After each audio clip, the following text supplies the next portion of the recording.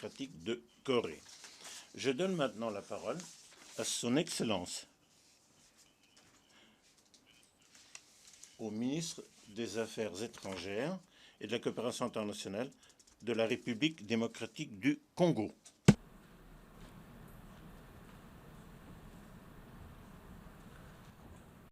Monsieur Tshibanda Ntungamulongo.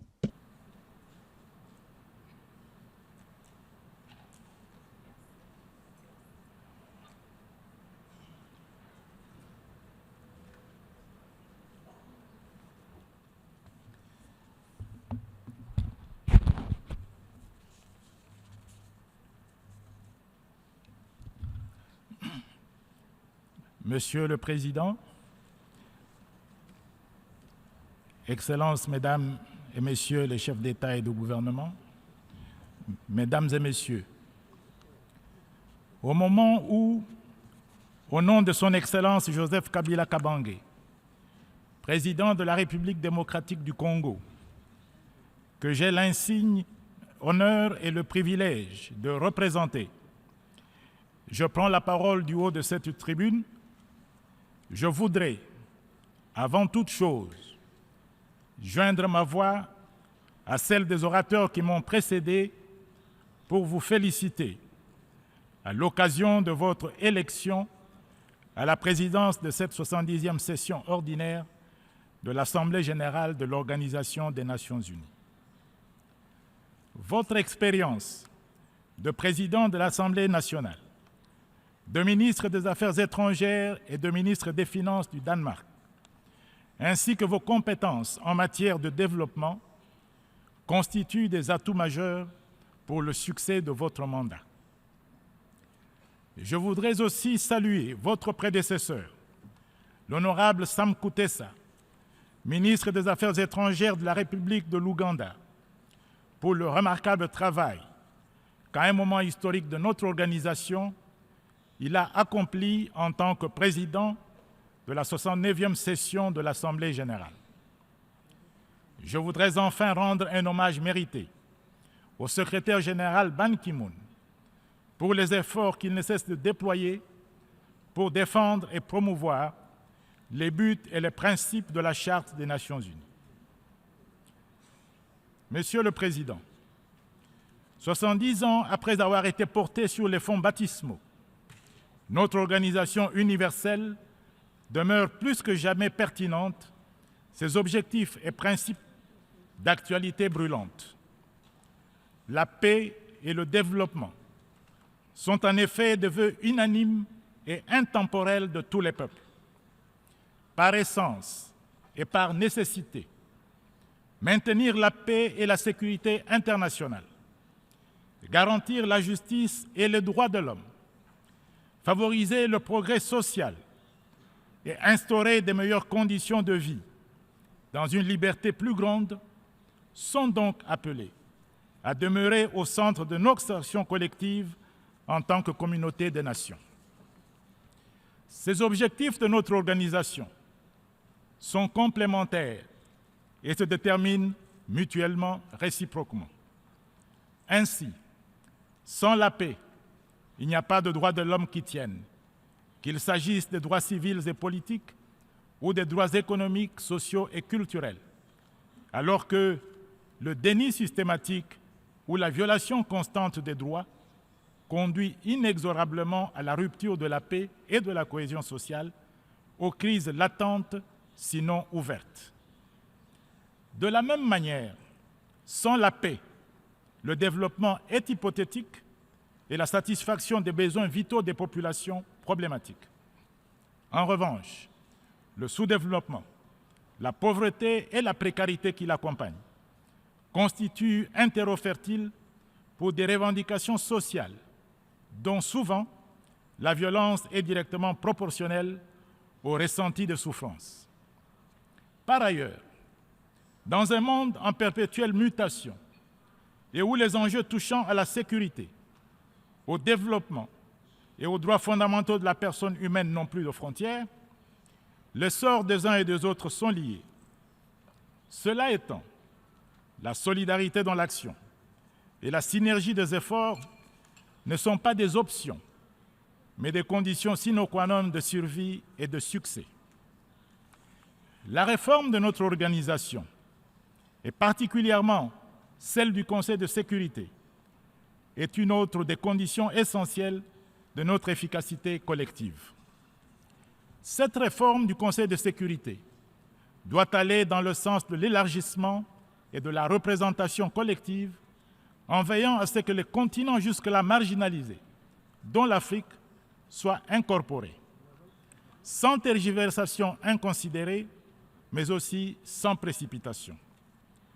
On ne peut en effet pas se permettre de sacrifier les exigences de justice et d'équité sur l'autel de la vitesse. La République démocratique du Congo tient à réaffirmer son appui au processus de négociation intergouvernementale et tient à ce que soit préservée l'intégrité de ce processus. Elle tient aussi à réaffirmer son adhésion sans réserve au consensus d'Inzuluini qui demeure pour elle la seule base raisonnable pour corriger l'injustice faite à l'Afrique et régler le problème de la représentation de ce continent. Monsieur le Président, la République démocratique du Congo estime que les conflits armés, les guerres civiles, ainsi que tous les actes cruels et destructeurs des groupes terroristes, parce que perpétuant la souffrance et la misère, et parce que créant de profondes détresses dans le monde, doivent être condamnés, quels qu'en soient les auteurs, les lieux, les buts ou motivations. Le terrorisme constitue aujourd'hui une des menaces les plus graves contre la paix et la sécurité internationale. Lutter contre ce fléau doit être une des priorités de notre organisation. Soutenir et participer à la stratégie antiterroriste mondiale, une obligation pour chacun de nos États. Rester passif face à la montée du radicalisme et de l'extrémisme dans leurs formes les plus barbares et les plus meurtrières serait, ni plus ni moins, cautionner la déshumanisation du monde. Consciente de cela, la République démocratique du Congo, pays épris de paix et qui connaît, de par son histoire, la valeur inestimable de ce bien précieux, œuvre inlassablement pour préserver la paix et la stabilité à l'intérieur de ses frontières, dans la région des grands lacs africains et dans le monde. C'est dans cette optique qu'elle a signé, le 28 février 2013 à Addis Abeba, l'accord cadre pour la paix, la sécurité et la coopération pour la République démocratique du Congo et la région des Grands Lacs. C'est toujours dans cette optique qu'elle s'applique à tenir tous les engagements souscrits par elle du fait de cette signature et en appelle à ce que les autres États signataires en fassent de même. C'est aussi dans cette optique qu'elle mène, à un coût souvent prohibitif, vu ses moyens limités, mais avec succès fort heureusement, des opérations militaires en vue de la neutralisation des forces négatives et des groupes armés qui, depuis une quinzaine d'années, sèment la mort et la désolation dans l'est de son territoire. C'est toujours à ce titre qu'elle a détaché plusieurs de ses fils et filles, militaires et policiers, pour servir sous le drapeau des Nations Unies à travers le monde. Et c'est aussi pourquoi elle se sent interpellée, comme le reste de l'humanité, par la crise migratoire actuelle qui démontre, si besoin en était, la précarité de la condition humaine. Tout en saluant ce qui est entrepris par les uns et les autres pour surmonter cette crise, il est important, nécessaire et urgent de s'attaquer à ces causes profondes que sont, notamment, le déni de droits humains, le sous-développement, la pauvreté, les conflits armés et les catastrophes naturelles, dont celles dues au changement climatique.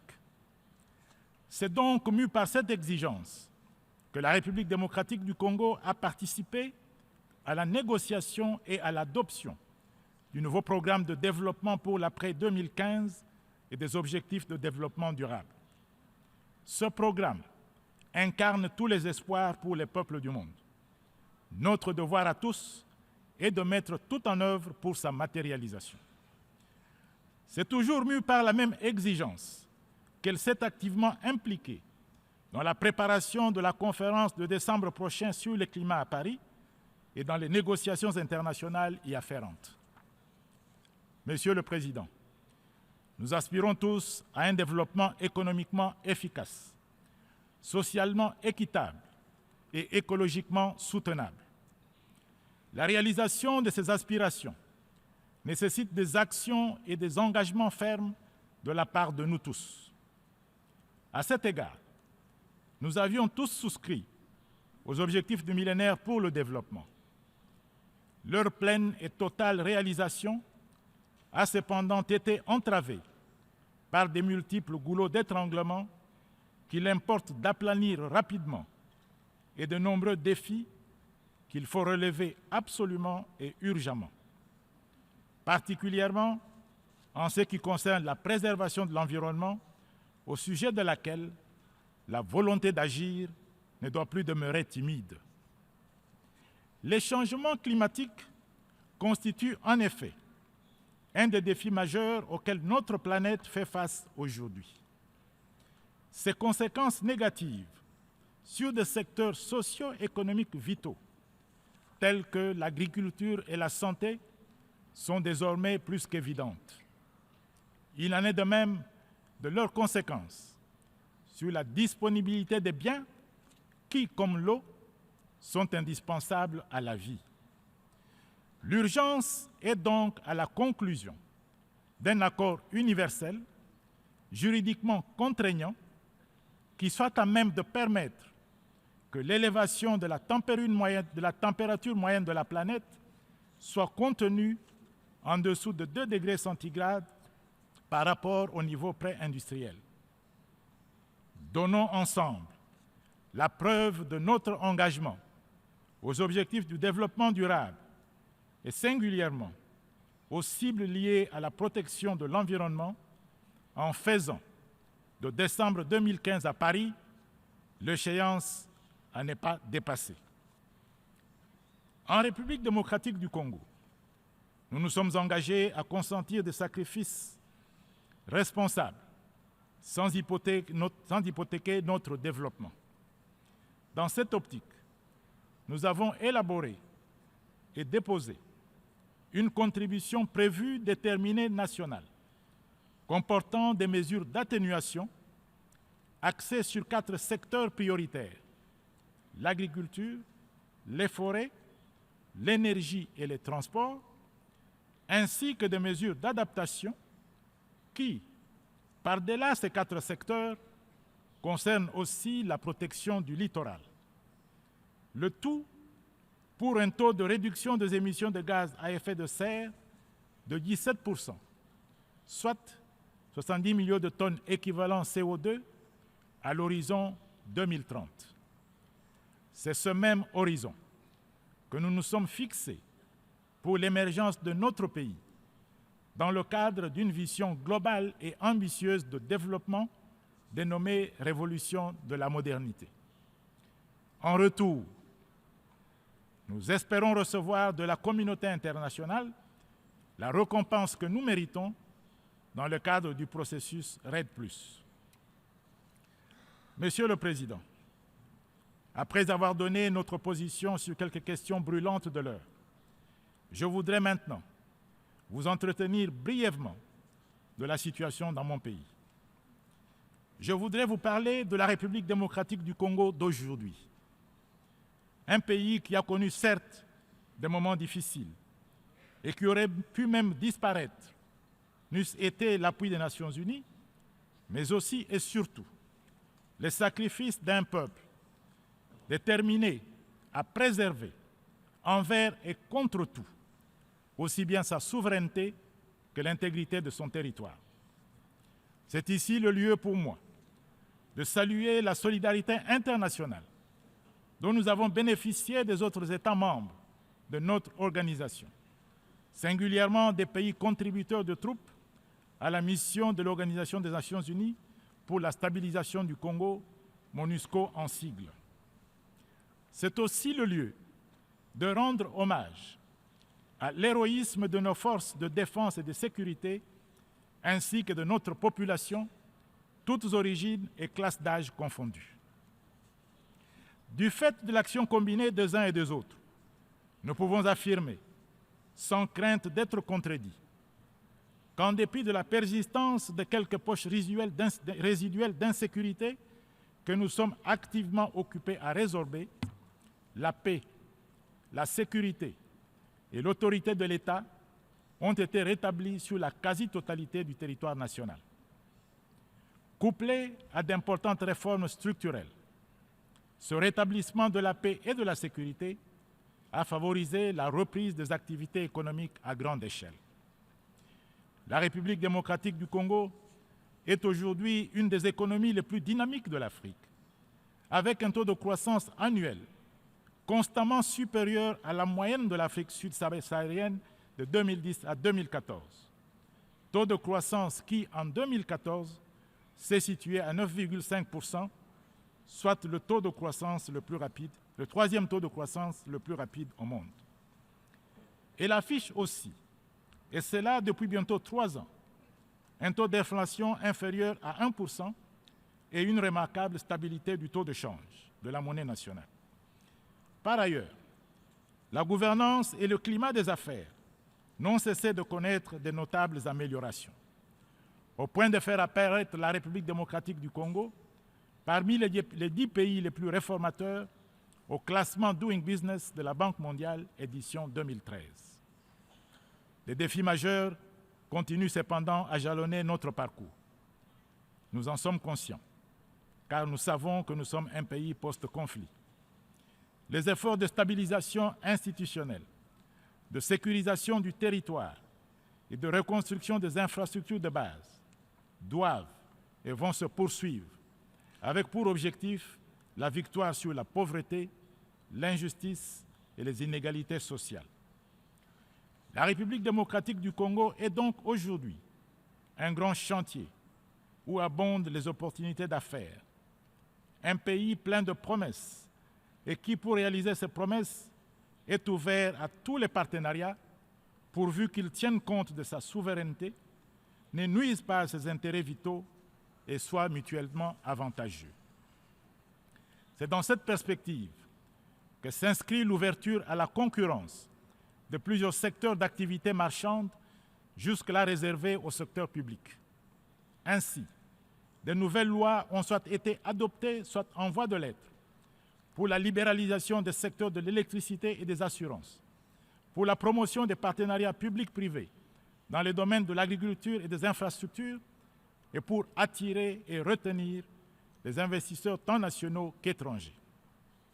Monsieur le Président, l'obligation qui incombe aujourd'hui au gouvernement de la République démocratique du Congo et à tous nos partenaires réellement préoccupés par le bien-être des populations congolaises est celle de veiller à la consolidation de tous ces acquis. Préserver la paix et la stabilité, rendre irréversibles les avancées démocratiques et les progrès sur le plan économique et social sont donc pour nous des priorités absolues. C'est pourquoi nous attachons beaucoup de prix au processus de décentralisation en cours et qui a connu une accélération récemment avec la mise en place des assemblées provinciales dans les nouvelles provinces, ainsi que celle prochaine des exécutifs provinciaux dans les 21 nouvelles provinces.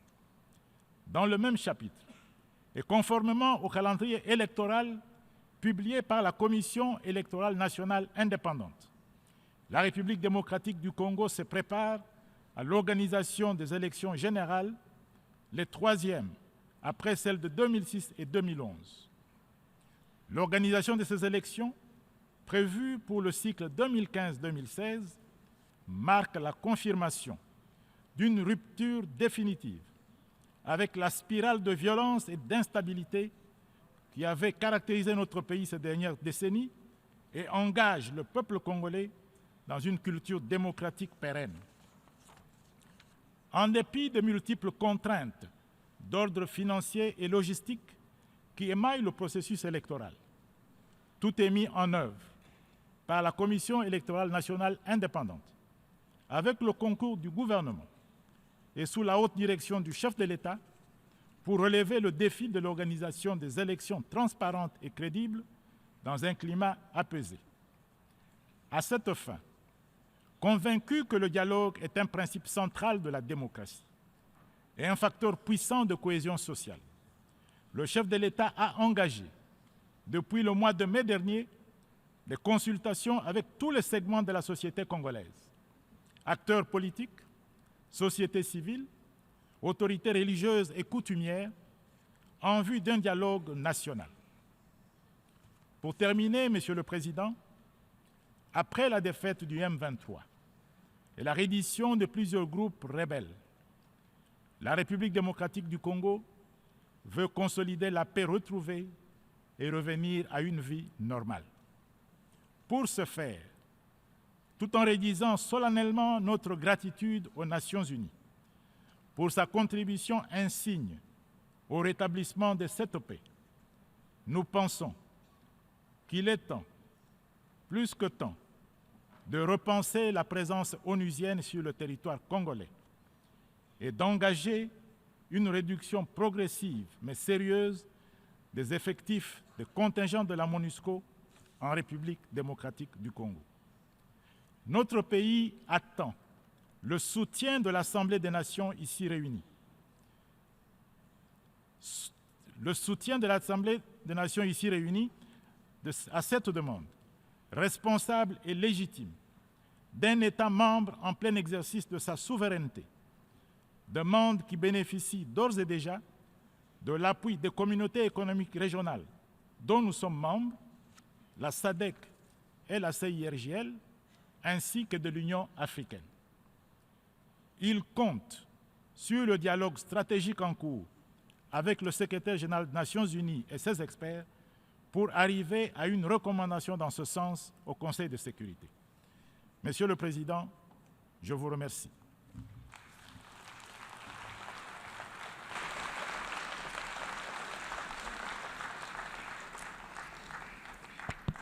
Doy las gracias al ministro. Je remercie le ministre des Affaires étrangères de la coopération internationale de la République démocratique du Congo.